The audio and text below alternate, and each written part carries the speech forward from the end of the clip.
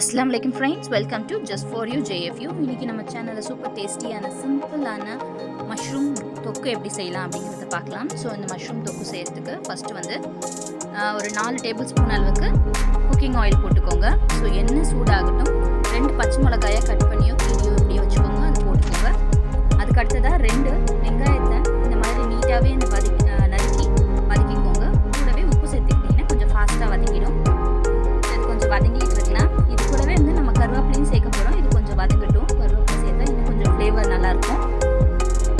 So வந்து வெங்காயம் வந்து உங்களுக்கு நல்லாவே வதங்கணும். ஒரு 80% அளவுக்கு வதங்கினோடனே தான் நம்ம தக்காளி கூட ஆட் பண்ண போகிறோம். ஸோ கருவேப்பிலையும் சேர்த்து இப்போ வதக்கியாச்சு. ஒரு 1/2 டீஸ்பூன் அளவுக்கு இஞ்சி பூண்டு பேஸ்ட் போட்டால் போதும், ரொம்ப அதிகமாக போட தேவையில்லை.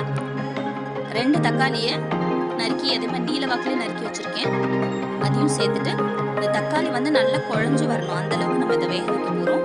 ஸோ இடையில நம்ம மசாலா ஆட் பண்ணிக்கலாம். இதுக்கு அதிகமான மசாலா ஒன்றும் இல்லை. 1/4 டீஸ்பூன் மஞ்சள் தூள், 1 டீஸ்பூன் மிளகாய் தூள், ஒரு 1/2 டீஸ்பூன் அளவுக்கு மல்லித்தூள், இது மட்டும் போதும். நீங்கள் எக்ஸ்ட்ரா எந்த ஸ்பைஸஸும் ஆட் பண்ண தேவையில்லை. இதுவே ரொம்ப டேஸ்டியாக சிம்பிளாக சூப்பராக டெலிஷியஸாக இருக்கும் உங்களுக்கு. இது நீங்கள் வந்து சப்பாத்தி, தோசை அது கூடலாம் வச்சு சாப்பிட்டிங்கன்னா ரொம்ப சூப்பராக இருக்கும். இல்லை சைட் டிஷ்ஷாக கூட நீங்கள் யூஸ் பண்ணிக்கலாம். நல்லா வதக்கி விட்டுக்கோங்க. மசாலாவோட பச்சை வாசனையும் போய் தக்காளியும் நல்லா உங்களுக்கு மசிஞ்சு வந்துருச்சு. அதுக்கப்புறமேட்டு நம்ம மஷ்ரூமை கழுவிட்டு நறுக்கி வச்சுருக்கோம். நல்லா மண் போக கழுவிக்கோங்க.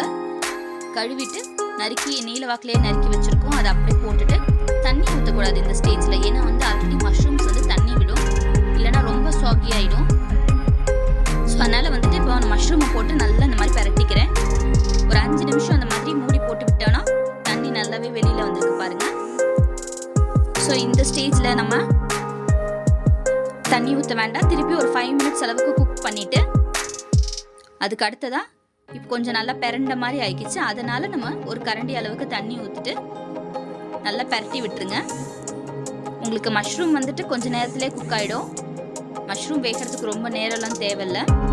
இந்த நேரத்தில் ஒரு 1/4 டீஸ்பூன் இல்லை 1/2 டீஸ்பூன் அளவுக்கு பெப்பர் போட்டுக்கோங்க, உங்கள் காரத்துக்கு ஏற்ற மாதிரி போட்டுட்டு ஃபைனலாக நம்ம வந்துட்டு மல்லித்தலையை கட் பண்ணி நல்லா தாராளமாகவே போட்டு விடுங்க. அந்த ஃப்ளேவரும் உள்ளே இருக்கிறப்ப ரொம்ப சூப்பராக இருக்கும் வாசம்.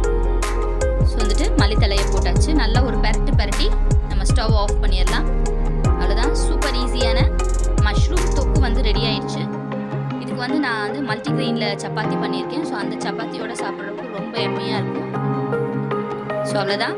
இந்த வீடியோ பிடிச்சிருந்தா லைக் பண்ணுங்கள், ஷேர் பண்ணுங்கள், மறக்காம நம்ம சேனலை சப்ஸ்கிரைப் பண்ணிட்டு கூடவே பக்கத்தில் இருக்க அந்த பெல் ஐக்கானை கிளிக் பண்ணிக்கோங்க. அப்போ தான் நம்ம போடுற வீடியோஸோட நோட்டிஃபிகேஷன் உங்களுக்கு உடனே வரும். வேறு ஏதாவது வீடியோ தேவைப்பட்டாலும் எனக்கு கமெண்ட்டில் சொல்லுங்கள். தேங்க்யூ, பாய்.